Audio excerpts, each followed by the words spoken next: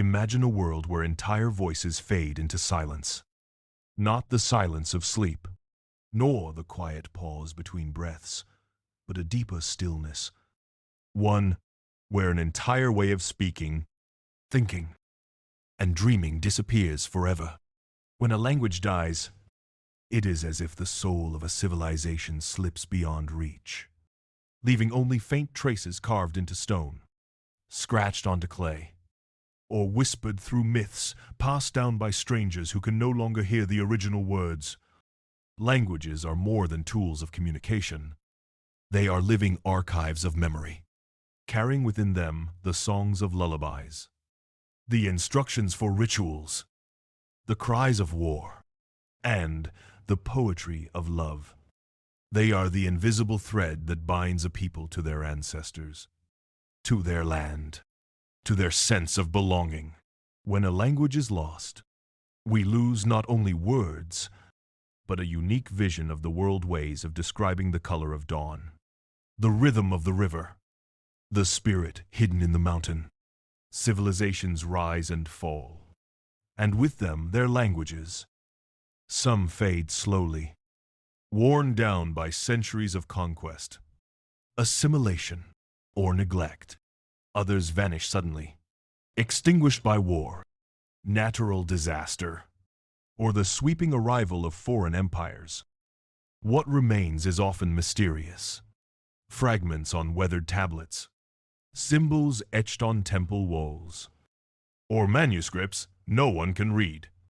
They stand before us like locked doors to the past, daring us to search for keys that may never exist.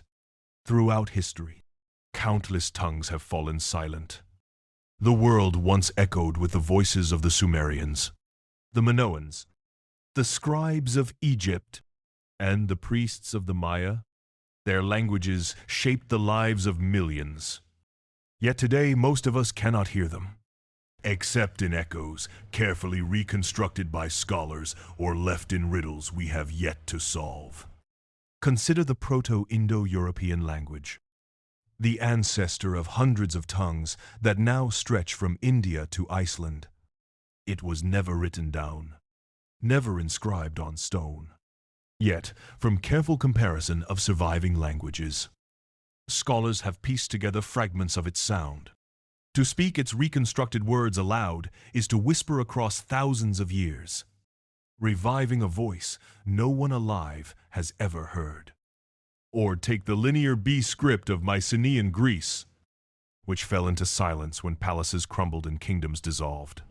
For centuries, its symbols were nothing but puzzles, until a young architect, Michael Ventris, cracked the code and proved it was Greek, reshaping our understanding of the ancient world.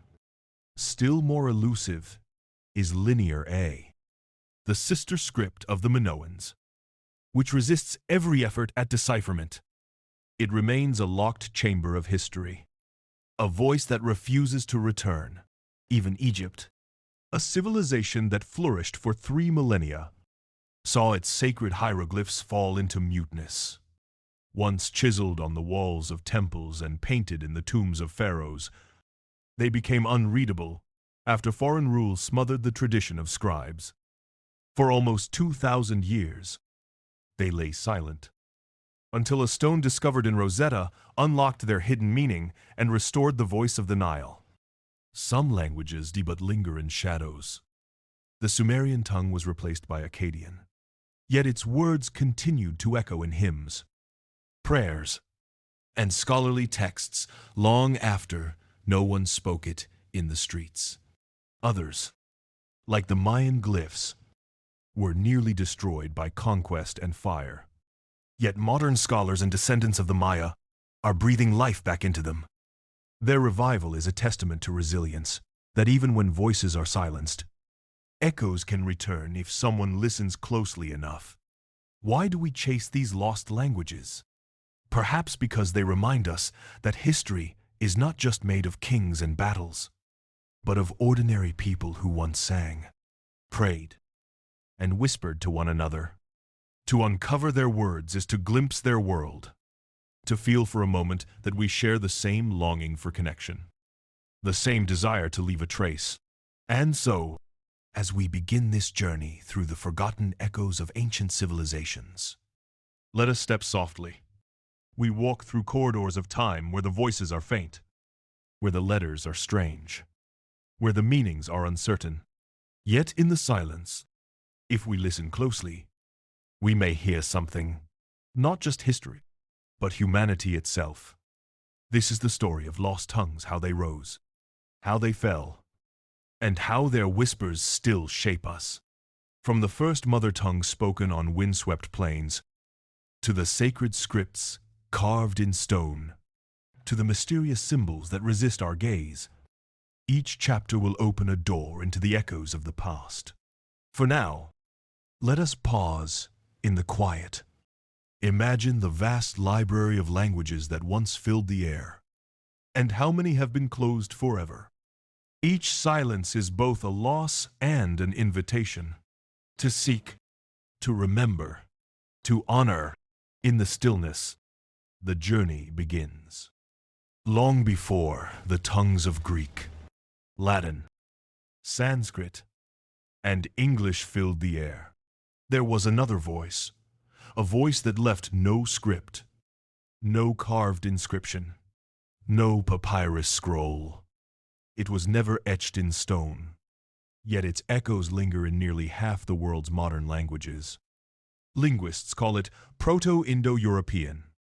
To speak of it is to imagine a mother tongue so ancient, so far removed from us, that no living ear has ever heard it. And yet, through careful study, we can almost hear its rhythms again, as if a whisper drifts across the plains of deep time. Proto-Indo-European, often shortened to PIE, is not a myth, but a linguistic reconstruction. Scholars did not find it in ruins or manuscripts. They pieced it together by comparing languages separated by thousands of miles and years. Sanskrit in India, Latin in Rome, Old English in the British Isles, all share strikingly similar roots. Words for family, for nature, for the sky and the earth echo one another. This uncanny resemblance led scholars to a breathtaking conclusion. They must have all sprung from a single source. But who were the people who spoke this primal tongue? Most theories place them on the vast Pontic-Caspian steppe, stretching from modern Ukraine into southern Russia. Around 6,000 years ago, nomadic herders moved with their flocks across open grasslands, living close to the rhythms of nature. Their world was one of horses, rivers, and endless horizons. Through their migrations, trade, and conquests, they carried their language outward like seeds scattered on the wind. In this way, the words of a single people became the roots of many civilizations. The PIE word mater evolved into matra in Sanskrit, mater in Latin, and mother in English. The word pater became pitri in Sanskrit, pater in Latin, and father in English. Even the word for king traces back. Reg in PIE became rex in Latin, Raja in Sanskrit, and Reich in German. These linguistic bridges are like threads of memory, binding us to people who lived long before recorded history. What is most extraordinary is that Proto-Indo-European was never written down. Unlike the hieroglyphs of Egypt or the cuneiform of Sumer, P left no tablets, no inscriptions. Its survival rests entirely on the detective work of linguists who noticed patterns across languages. In the 19th century, scholars such as Franz Bopp and August Schleicher developed the comparative method, a way of aligning words across languages to reconstruct their common ancestor. Schleicher even attempted a fable in Proto-Indo-European, a short tale about sheep and horses, to imagine how the language might have sounded. Reconstructed, PIE is not a living tongue. It is more like a shadow. Its vocabulary and grammar are approximations, educated guesses drawn from centuries of study. Yet reading these reconstructions aloud is haunting. To say ph2thr for father or demontis for 10 is to mouth words spoken thousands of years ago, by people whose names and faces are forever lost. In those syllables, we glimpse a moment when humanity's great linguistic tree still had a single trunk. But language is never still. As PIE speakers spread across continents, their speech began to splinter. Different groups carried it into Europe, into Persia, into India. Over centuries, the words shifted in sound and shape. A-K became A-H, A-P softened into F. Vowels stretched and bent. These gradual changes gave rise to new languages, each still carrying echoes of the old. Thus, from one vanished tongue grew hundreds: Greek, Latin, Celtic, Slavic, Persian, Hindi, and eventually English, French, and Spanish. Imagine a single melody played by countless instruments. Each language is a variation, distinct yet connected, forming a vast symphony across time. And yet, the original tune, the Proto-Indo-European melody, has been lost. We know only fragments, enough to hum a line or two. Never the whole song. The story of PIE is not only about language, but about movement. Its speakers may have been among the first to domesticate the horse, giving them unmatched mobility. With wagons and animals, they traveled further than many before them, spreading both their words and their way of life. Archaeological finds of burial mounds, weapons, and pottery suggest a people both warlike and spiritual, honoring ancestors while seeking new lands. Their migrations left not only artifacts in the earth, but also syllables in the mouths of generations to come. And yet, like all languages, PIE itself eventually dissolved. By 2000 BCE, it no longer existed in its pure form. Its children, the dialects that would become Greek, Sanskrit, Hittite, and others, had taken its place. The mother tongue had fulfilled its purpose: to give birth to voices that would shape empires, compose epics, and craft philosophies. The Iliad, the Rig Veda, the Aeneid all carry its DNA, even if the mother is silent. Why does Proto-Indo-European matter today? Perhaps because it reminds us that all languages, even those that feel eternal, are part of a greater cycle. They are born, they change, they spread, and eventually they fade. PIE also shows us our shared heritage, that the English speaker, the Hindi speaker, and the Persian speaker are not so distant as they seem. Deep beneath the differences of culture and geography, they share ancestral words, whispered across millennia. As we listen for the echoes of this first mother tongue, we sense both loss and wonder. Loss, because we can never fully recover the voice that once rang across the steppes. Wonder, because fragments of it still live in us, hidden in our daily speech. Every time we say mother, brother, star, or new, we unknowingly call upon syllables shaped thousands of years ago. The dead language breathes within the living, and so, Proto-Indo-European stands as a paradox. A language that vanished, yet never truly disappeared. It is both silent and alive, both forgotten and remembered. Like an ancestral ghost, it lingers in our words, reminding us that even when languages die, their echoes can stretch across eternity. On the rugged hills of ancient Greece, long before the Parthenon rose over Athens, another civilization flourished. Its kings ruled from fortified palaces, their wealth measured in bronze weapons, golden masks, and storerooms filled with olive oil and wine. This was the Mycenaean civilization, a world of warriors and merchants, of gods and heroes who would one day inspire Homer's epics. And hidden in their ruins lay a script that, for centuries, no one could read. Linear B. Linear B was not a language in itself, but a script, a system of writing that recorded the spoken tongue of the Mycenaeans.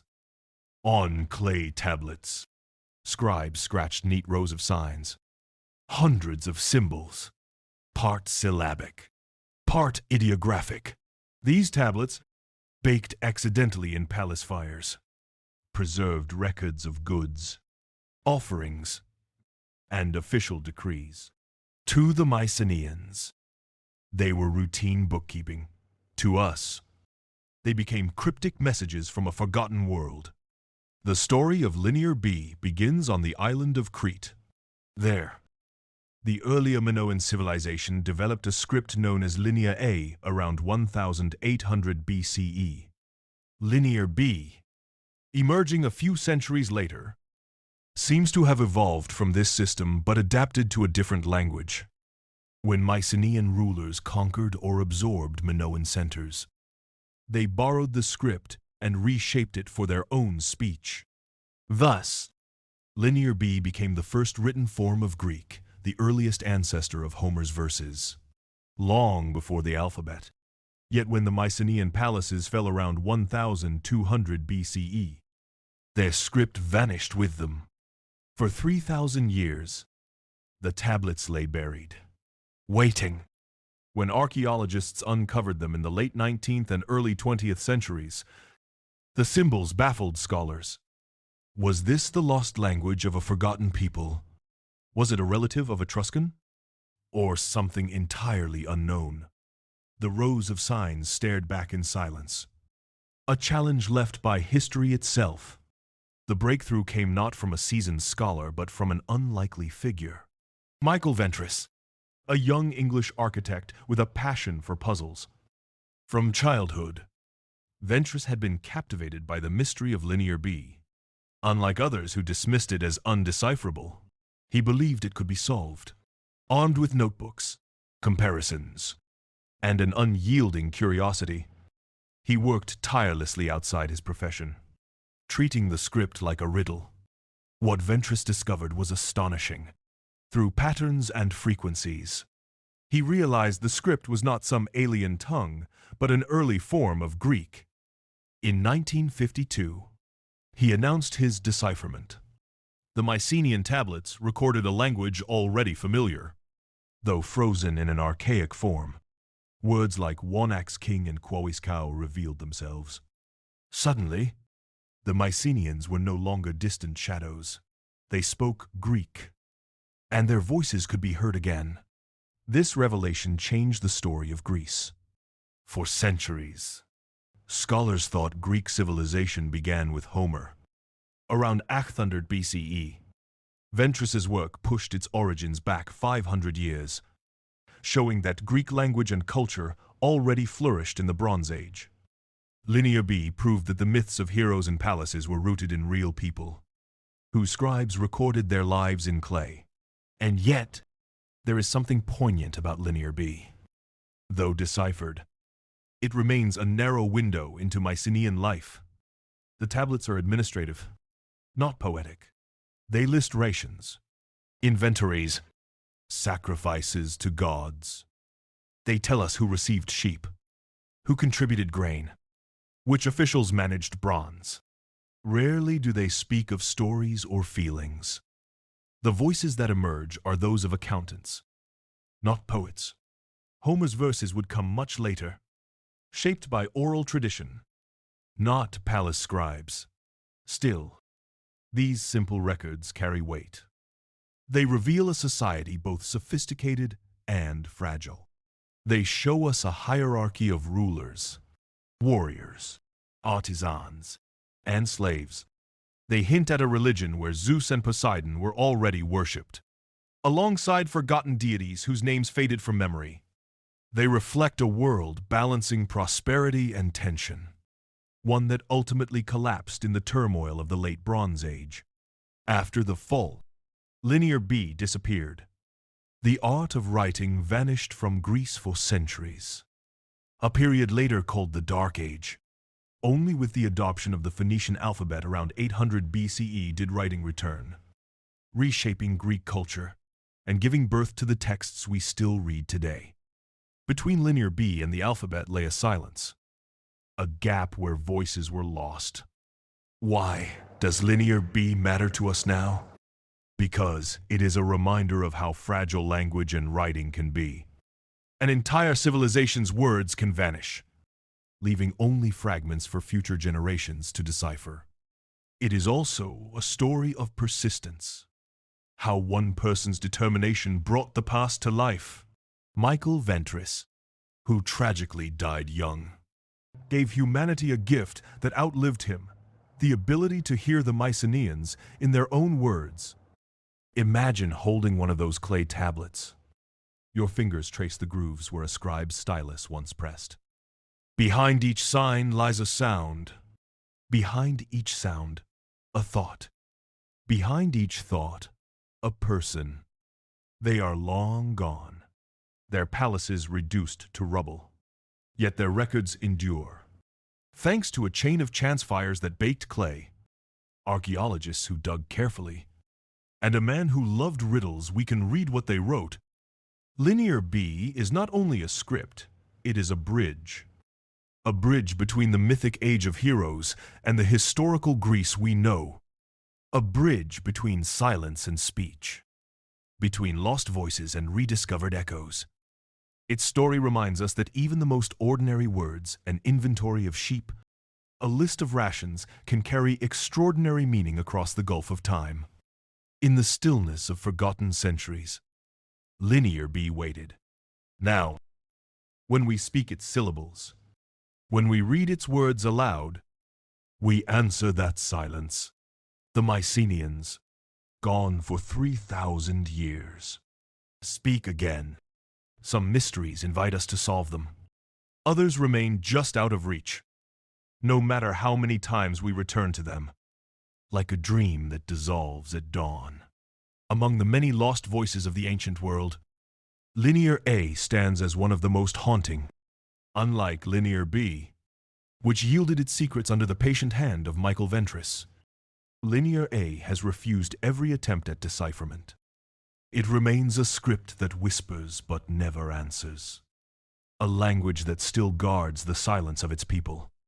Linear A belonged to the Minoan civilization, which flourished on the island of Crete more than 500 years ago. The Minoans were master builders, sailors, and artists, leaving behind sprawling palaces like Knossos, their walls painted with vivid frescoes of dolphins, lilies, and dancers.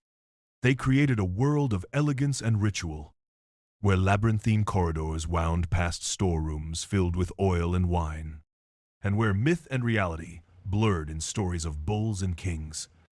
Yet, despite their achievements, the Minoans left no readable voice behind only symbols. The script we call Linear A first appeared around 1800 BCE. It is called linear because, unlike the pictorial hieroglyphs also used on Crete, its signs are made up of simple lines. Over 100 different characters exist, scratched into clay tablets or inscribed on pottery.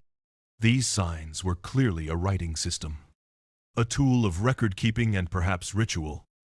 But while scholars have catalogued the symbols, their meaning remains locked away. When Linear B was discovered and deciphered in the 20th century, many hoped that Linear A would soon follow. After all, the two scripts look similar, sharing many of the same signs. But appearances can be deceiving. When the Linear B signs were applied to Linear A, the resulting words made no sense in Greek or in any known language. The conclusion was startling. Linear A did not record Greek at all. It represented another tongue, one that has vanished completely. This realization deepened the mystery of the Minoans. Who were they? Truly, their art shows little of the war and conquest common in neighboring cultures. Instead, they depicted rituals, dances, and nature. Their society seemed vibrant, perhaps even peaceful, though archaeological evidence also points to earthquakes and invasions. Without their language, however, we can only guess at their beliefs and politics. Their gods remain nameless, their myths untold, their songs unheard. Many theories swirl around Linear A. Some suggest it was related to the languages of Anatolia, across the sea in modern-day Turkey. Others argue it might have been connected to the mysterious tongues of the Near East. A few even believe it was a unique isolate, unlike any other language, destined to remain alone in history. Each theory adds intrigue but no certainty. The silence of Linear A resists even the most sophisticated computers and the sharpest human minds. There is something almost poetic in this refusal. The Minoans left us beauty in abundance, palaces with painted walls, intricate jewelry, graceful pottery. But their words, their thoughts, remain their own. It is as if they chose to keep part of their identity hidden, preserved in silence against the noise of time. Imagine walking through the ruins of Knossos, where sunlight flickers on broken columns and faded frescoes. Beneath your feet once lay storerooms filled with tablets covered in Linear A.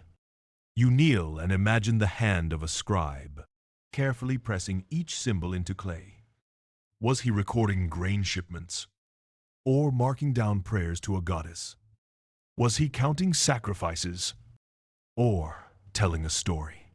The symbols look so familiar, so close to speech, and yet they hover beyond comprehension.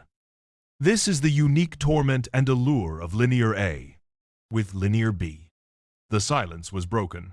With Egyptian hieroglyphs, the Rosetta Stone became the key. But Linear A offers no key, no bridge, only locked doors. Scholars can describe its shape and frequency, but not its voice. It is like standing in a hall of shadows, aware of presences we cannot see. Still, hope endures. Every decade brings new discoveries. Tablets unearthed in forgotten storerooms, inscriptions on pottery, fragments of symbols on walls. Each find adds a piece to the puzzle. Perhaps one day a bilingual inscription will emerge. A Cretan Rosetta Stone that pairs Linear A with a known script. Until then, we wait, listening for echoes we cannot yet understand. Yet perhaps the value of Linear A lies not only in the hope of decipherment, but in what it teaches us about mystery itself. In a world that demands answers and clarity, Linear A reminds us that some stories remain untold. Some voices remain whispers. The Minoans, though gone, keep their final secret. Their silence is part of their identity, shaping our fascination across centuries. When we look at the neat rows of Linear A signs, we feel both frustration and awe. Frustration, because we long to know their meaning. Awe, because even without understanding, we sense the presence of a people who lived, thrived, and dreamed in ways both familiar and strange. Their words may be mute, but their existence resounds.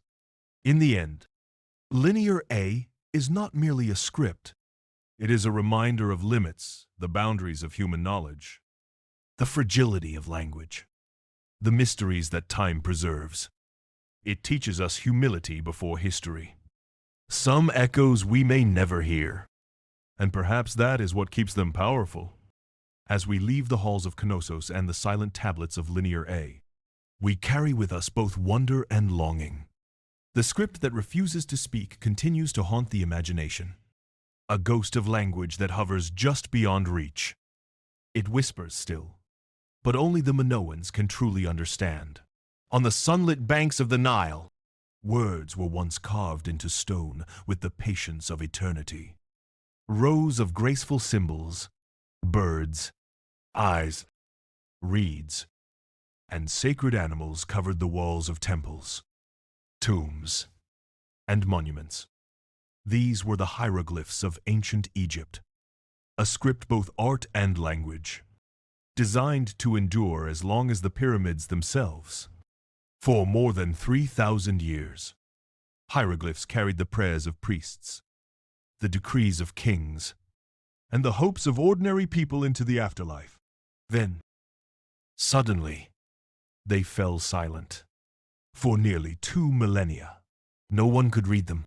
They became mysterious ornaments, frozen images stripped of voice. The Egyptians themselves called their script Medu Neter, the words of the gods.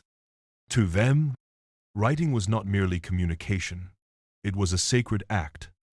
To carve hieroglyphs into stone was to give permanence to divine speech, binding the earthly to the eternal. Every line was precise, every symbol alive with meaning. A falcon might represent the god Horus, or simply the sound of H. A reed might be the plant itself, or a syllable in a name. It was a system layered with complexity, where image, sound, and meaning intertwined for centuries. Hieroglyphs were the heartbeat of Egyptian culture. Kings boasted of their victories on temple walls, while scribes filled papyrus scrolls with hymns and stories. Even in death, Egyptians carried words with them. Tomb inscriptions guided the soul on its perilous journey through the underworld, ensuring it reached the fields of paradise. To erase a person's name was considered the greatest curse. It condemned the soul to eternal silence. But the march of time is relentless. When Greece and later Rome took control of Egypt, the old traditions began to fade. New alphabets, Greek, Latin, and eventually Coptic dominated daily life. The sacred scribes dwindled in number. By the 4th century CE, under Christian rule, hieroglyphs were outlawed as remnants of paganism. The last known inscription, carved at Philae in 394 CE, marked the end of a language that had once spoken for pharaohs and gods. After that, silence. For centuries, travelers from Europe gazed at the symbols covering Egypt's monuments, but could make no sense of them. To the medieval mind, they were mystical codes, perhaps secret alchemical recipes or magical charms. Renaissance scholars copied them into books, treating them as symbolic rather than linguistic. The true nature of hieroglyphs as a written language. Not just sacred art was forgotten. Egypt's own voice was buried beneath layers of misinterpretation. The turning point came in 1799, when French soldiers near the town of Rosetta unearthed a black basalt stone. Inscribed upon it was the same decree written 3 times, in Greek, in Demotic, a later Egyptian script, and in hieroglyphs. The Rosetta Stone was the key scholars had been waiting for a bilingual text that could unlock the mystery. Yet even with this treasure, the task was daunting. Early attempts to decipher hieroglyphs faltered. Some insisted the signs were purely symbolic, not phonetic. Others believed they concealed esoteric wisdom. The puzzle demanded patience, precision, and a willingness to see beyond assumptions. That patience belonged to Jean-François Champollion, a brilliant French linguist with a gift for languages. Obsessed with Egypt since boyhood, he pored over the Rosetta Stone and other inscriptions for years, cross-referencing Greek names with their Egyptian counterparts. In 1822, Champollion made his breakthrough. By comparing the name Ptolemy in Greek with the cartouche, the oval frame enclosing royal names in hieroglyphs, he realized the signs spelled sounds, not just ideas. Egyptian writing was a complex system, part phonetic, part symbolic, part ideographic. At last, the silence lifted. The ancient words spoke again, revealing prayers, decrees, and even mundane records in the voices of the Egyptians themselves. The decipherment of hieroglyphs was more than a scholarly triumph. It was the rebirth of a civilization's voice. For the first time in nearly 2,000 years, the stories of Egypt's kings, priests, and workers could be read as they intended. The walls of Karnak and Luxor were no longer mute. The papyri hidden in tombs could be understood. Egypt was no longer just a land of monumental ruins, it became a land of words. Yet there is a bittersweet truth in this revival. The language of hieroglyphs, an earlier stage of Egyptian that evolved into Coptic, had long since died as a spoken tongue. By the time Champollion cracked the code, Egypt's people had moved on to Arabic. The decipherment restored knowledge, but not life. The voices were recovered as echoes, never as living speech. Still, to stand before hieroglyphs today is to feel their power. In the cool chambers of tombs, where the air smells faintly of dust and stone, the walls shimmer with carved lines painted in faded colors. They no longer seem silent. One can almost hear the chants of priests, the whispers of scribes, the eternal prayers of the dead. Thanks to the Rosetta Stone, their language bridges centuries, reminding us that silence can be broken, and forgotten voices can speak again. The story of Egyptian hieroglyphs teaches us two things: that languages, no matter how mighty, can fall into silence, and that human curiosity can restore what time tries to erase. For almost 2 millennia, hieroglyphs stood as mute puzzles, guardians of a lost past. Now, they stand as teachers, reminding us that even in silence, words endure, waiting for someone to listen. Long before Egypt's pyramids touched the skies, and centuries before Greek epics sang of heroes, there was Sumer, a land of fertile soil, bustling cities, and the first written words in human history. Nestled between the Tigris and Euphrates rivers, Sumer gave the world a gift that changed everything: writing. The Sumerians, an inventive people whose origins remain mysterious, built the first urban civilization. They raised ziggurats that soared like stairways to heaven, cultivated fields with advanced irrigation, and wove myths that shaped later cultures. Yet their greatest legacy was neither temple nor tale. It was the act of pressing wedge-shaped marks into wet clay, creating what we now call cuneiform. Around 3900 BCE, Sumerian scribes began by recording simple tallies: grain rations, livestock counts, temple offerings. Over time, these marks grew more complex, transforming into a full writing system capable of capturing thoughts, laws, hymns, and dreams. The clay tablets they left behind are the first true archives of humanity. From them, we hear voices that are over 5,000 years old. Merchants bargaining, priests praying, kings declaring, and poets weaving stories. Consider the Epic of Gilgamesh, the world's oldest surviving epic, inscribed in cuneiform. It tells of a king's quest for immortality, his friendship with Enkidu, and his sorrow at mortality's final truth. Though centuries have passed, the words still resonate. A human longing for meaning, for permanence, in a fleeting world. But even as their script endured, the Sumerian language itself began to fade. By the 2nd millennium BCE, Sumer had been absorbed into larger empires, dominated by Akkadians, Babylonians, and Assyrians. Sumerian ceased to be spoken in markets or on streets. Instead, it lingered only in writing, preserved by scribes as a learned scholarly tongue, much like Latin in medieval Europe. For nearly 1,000 years after it vanished from daily life, Sumerian lived on as the language of ritual, education, and tradition. Students in Mesopotamian scribal schools copied lists of Sumerian words alongside Akkadian translations.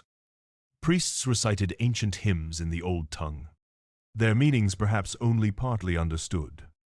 The language survived not because it was alive, but because it was revered, an ancestral voice worth remembering. And then, silence. By the end of the 1st millennium BCE, even scholarly use of Sumerian faded. For over 2,000 years, its words lay buried in forgotten libraries of clay tablets, waiting in the dust, When archaeologists uncovered Mesopotamian ruins in the 19th century, they were astonished to find thousands upon thousands of tablets marked with wedge-like impressions. But the script was indecipherable. To the untrained eye, it looked like scratches made by birds. Scholars debated fiercely. Were these symbols alphabetic, pictorial, or something else entirely? The decipherment of cuneiform was a monumental puzzle. Step by step, linguists compared signs, searched for patterns, and identified proper names of kings from known histories. In the 1,850 seconds, scholars like Henry Rawlinson demonstrated that the script was not one language but many used to write Sumerian, Akkadian, and others. At last, the silence of Mesopotamia began to break. Through this decipherment, the Sumerians themselves re-emerged. Their laws, their contracts, their prayers all became legible once more. We discovered that they invented the wheel, formalized mathematics, mapped the stars, and built the world's first schools. We found lullabies sung by Sumerian mothers to their children, contracts for beer deliveries, and lists of vocabulary that scribes once memorized by candlelight.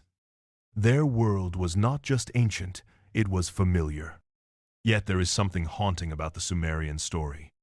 Though their words survive in abundance, no one alive today can truly speak them. Scholars can reconstruct pronunciations, but there is no native speaker to confirm the cadence, the humor, the warmth of a mother's voice. Sumerian is both immortal, etched in thousands of tablets, and irrevocably dead. And perhaps that is its paradoxical gift.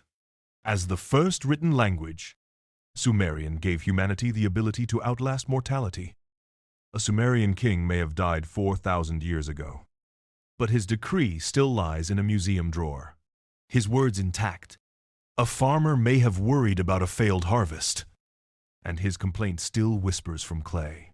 Writing allowed the Sumerians to overcome death, even if their language eventually fell silent.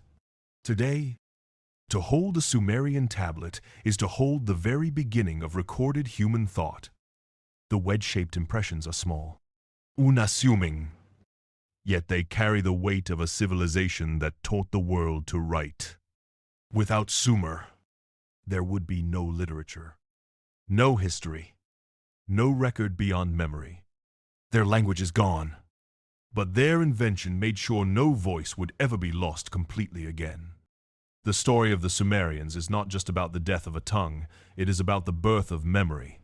Even in silence, they remain the first storytellers, the first archivists, the first to prove that words carved in clay could echo across millennia. Deep in the jungles of Central America, stone temples rise like mountains of memory. Carved upon their steps and walls are intricate glyphs, curling shapes, human faces, animal forms, and strange, looping signs.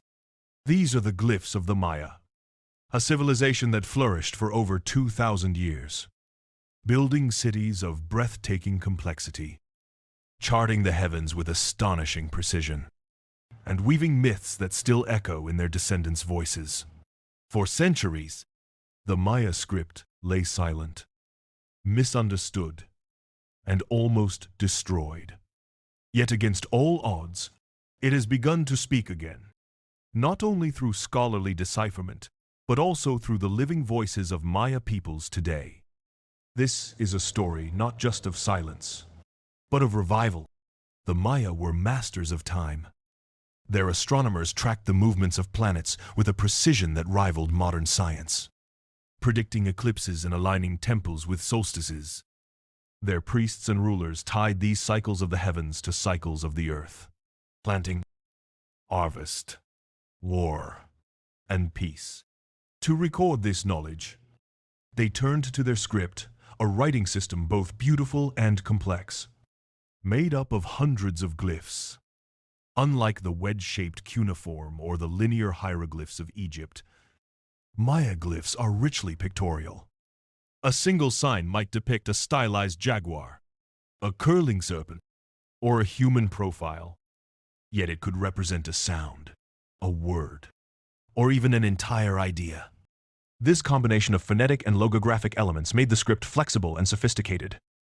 It was carved on monuments, painted on pottery, and inscribed in folded books of bark paper known as codices. Through these glyphs, the Maya recorded dynasties of kings and queens, victories in battle, rituals to the gods, and cycles of cosmic time. To read a Maya stela, the upright stone monuments placed in city plazas was to step into a woven tapestry of history and myth. But history can turn cruel.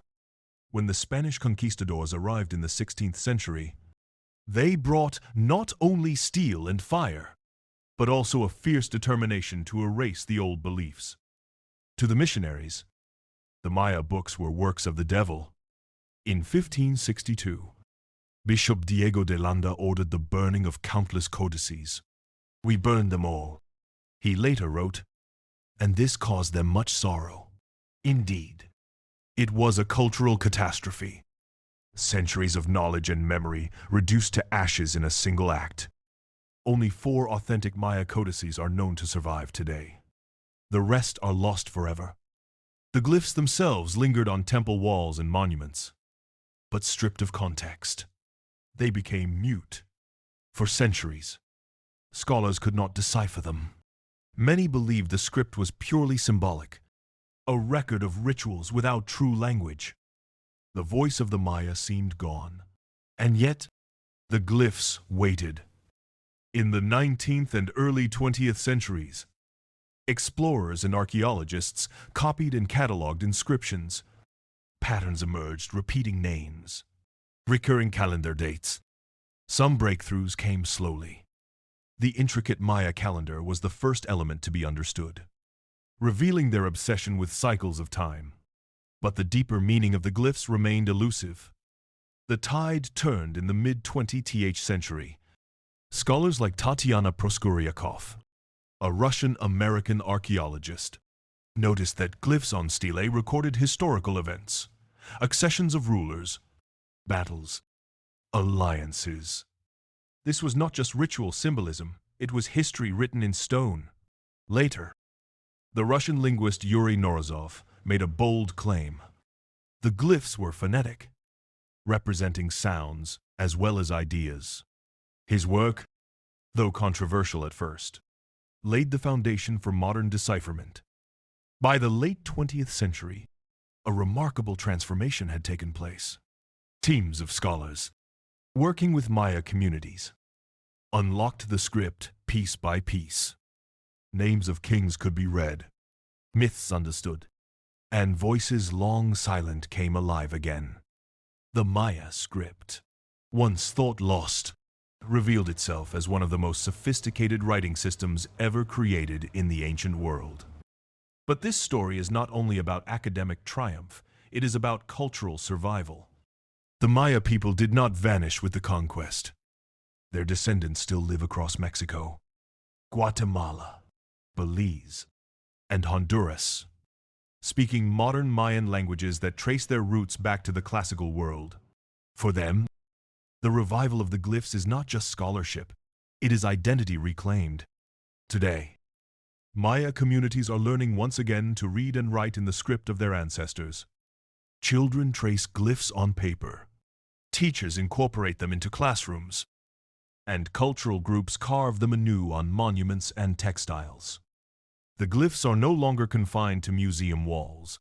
They are breathing again in the hands of their descendants. To stand before a Maya inscription today is to feel both grief and hope. Grief for the books burned, the knowledge lost, the centuries of enforced silence. Hope because the script speaks once more, carrying with it the resilience of a people who refuse to let their voice die. The story of the Maya glyphs reminds us that silence is not always permanent. Languages and scripts can fall into ruin. Yet with memory, determination, and love, they can rise again. In the green shade of the jungle, where temples crumble under vines, The glyphs whisper still, not as forgotten relics, but as living echoes of a civilization that endures. The Maya script's revival shows us how voices thought lost can sometimes return.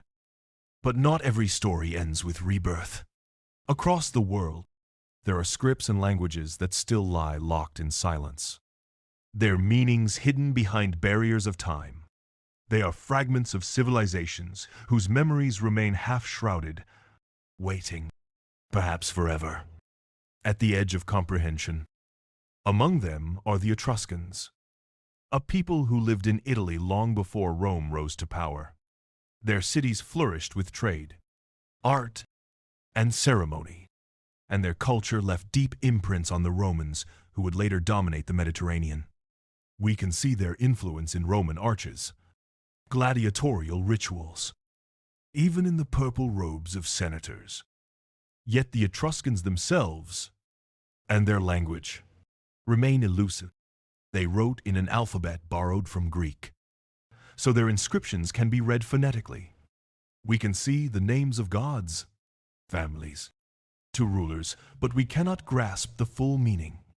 The words themselves stand apart, unrelated to Latin or Greek, unrelated to any living tongue, without long texts or bilingual records. The language resists us. The Etruscans, once Rome's teachers, have become shadows. Their voices muffled beneath the empire that swallowed them. If the Etruscans are a half-understood whisper, then the Harappans of the Indus Valley are a silence even deeper. Around the same time that the Egyptians were carving hieroglyphs and the Sumerians pressing wedge-shaped signs into clay, the Harappans built cities of astonishing order and scale. Straight avenues, brick houses, drainage systems, an urban planning so advanced it seems almost modern. On their seals and pottery, the Harappans left inscriptions, short lines of symbols, often paired with images of animals, elephants, tigers, bulls. These marks are delicate, intriguing, and stubbornly mute. None of them stretch beyond a few signs. No Rosetta Stone has ever been found to link them with another known language. Some scholars suggest they record a Dravidian tongue, ancestor of languages still spoken in southern India. Others argue they may not be a script at all, but symbolic emblems of trade or ritual. Whatever their purpose, the Harappan signs stand like closed doors. Behind them lie the thoughts of one of humanity's earliest great civilizations, locked away for over 4,000 years. And beyond these two, there are still more voices lingering at the edge of silence. On the island of Crete, the Phaistos disk preserves a spiral of stamped symbols, its meaning debated for over a century. On remote Easter Island, the Rongorongo tablets display a strange script carved into wood, perhaps carrying chants or genealogies that died with the last keepers of memory. In early Mesoamerica, the Olmec symbols hint at the roots of later writing systems, but their whispers fade into speculation. Each of these fragments is a reminder that history is vast, and our understanding is incomplete. Where the Maya glyphs and Egyptian hieroglyphs eventually spoke again, the Etruscan and Harappan tongues remain silent, testing the limits of our patience and imagination. And yet, even in silence, they are not empty. Their very mystery is a kind of presence.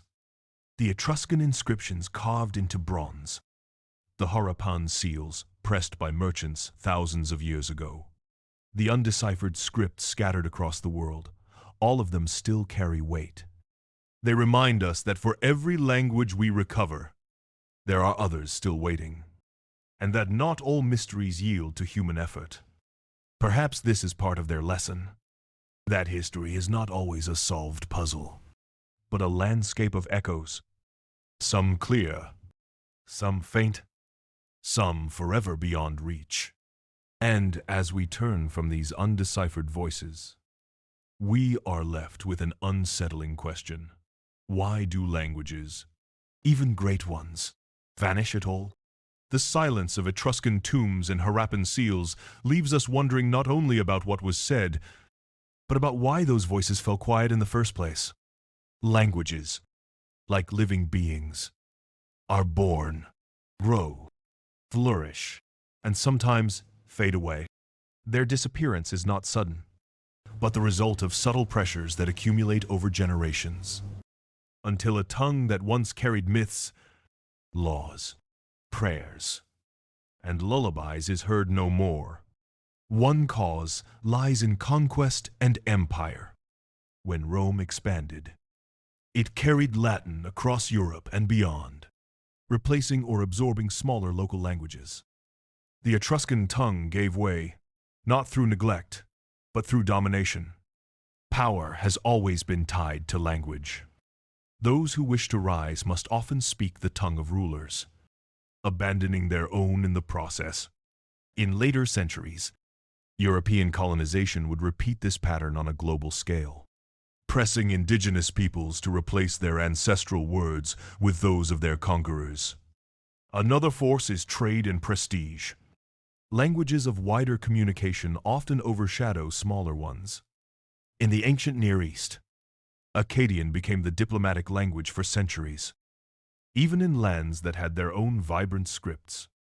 In our modern world, English, Mandarin, Spanish, and Arabic play similar roles, spreading across continents while smaller tongues recede into private spaces or vanish altogether. There is also the quiet erosion caused by generational change. Children, eager to belong to the world around them, adopt the language of schools, cities, and commerce. Parents, hoping to secure their children's futures, may encourage this shift. Slowly, words once spoken in kitchens and firesides stop passing from one mouth to the next. Within 2 or 3 generations, a language that survived for centuries may be reduced to memory, or even to silence. Sometimes, the loss is tied to catastrophe. Wars, famines, and epidemics can erase not only lives, but the linguistic communities that sustained a tongue. The Black Death in Europe, the depopulation of the Americas after European contact, the forced displacements of peoples, all of these left linguistic scars as deep as the human ones. And yet, it is not always violent destruction. Sometimes languages fade simply because their speakers blend into new identities. Migration, intermarriage, urbanization all weave people together into larger cultural fabrics.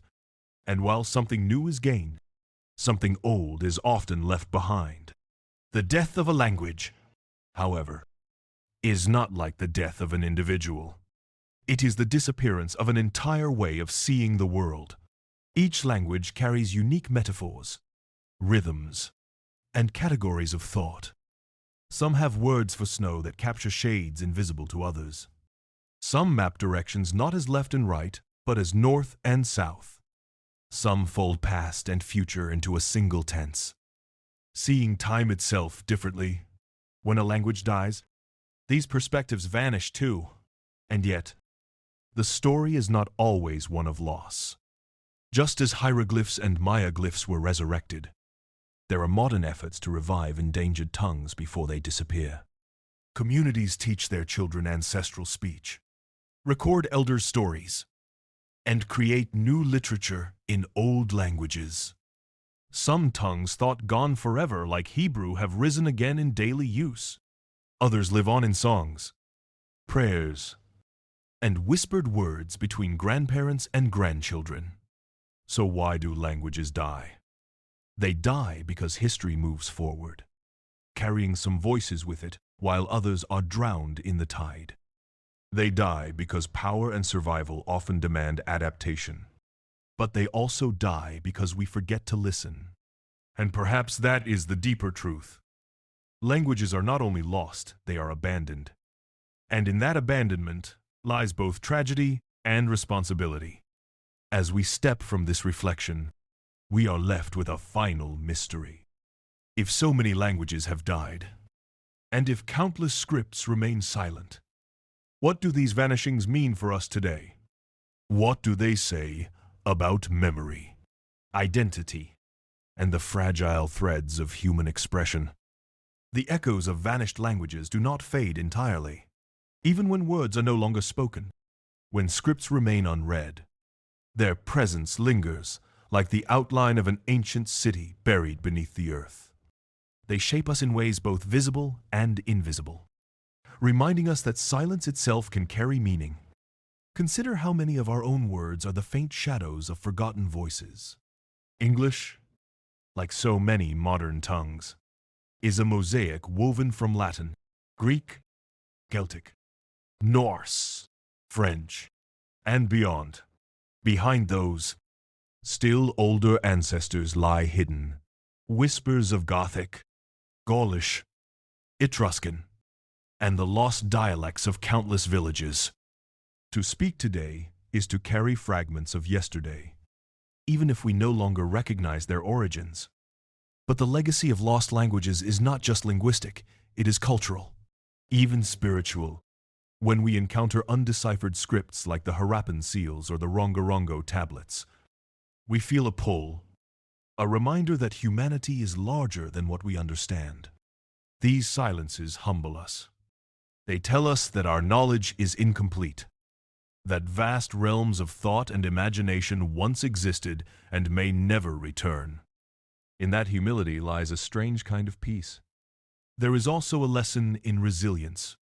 The revival of Egyptian hieroglyphs and Maya glyphs shows that silence is not always the end. Sometimes patience, scholarship, and community memory can breathe life into words once thought gone.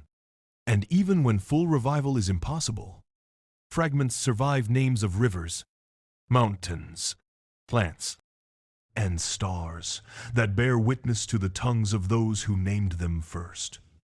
Perhaps the greatest legacy, though, is empathy.